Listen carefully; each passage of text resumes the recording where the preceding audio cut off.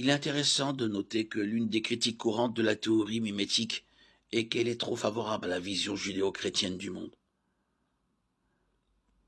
En d'autres termes, le mimétisme présente le message de Jésus comme la solution au problème du bouc émissaire et de la violence.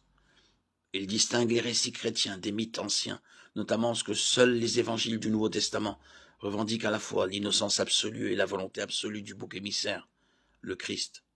En défendant les faibles, en renonçant à la vengeance et en faisant preuve d'empathie envers les victimes plutôt qu'envers les boucs émissaires, le récit biblique est unique dans l'histoire de l'humanité.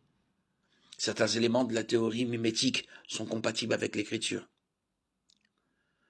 Jésus a dit que le but de l'enseignement est de produire des imitateurs. Tout disciple bien formé sera comme son maître. Luc 6,40.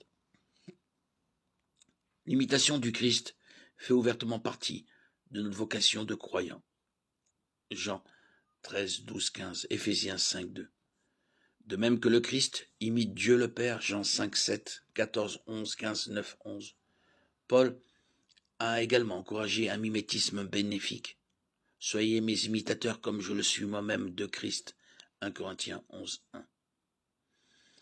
Selon la théorie mimétique, l'un des dangers du mimétisme est que l'élève et le maître deviennent rivaux lorsque l'élève s'approche de l'habilité du maître, voire la dépasse. Dans le contexte chrétien, cela est impossible car nous ne sommes jamais à la hauteur du Christ.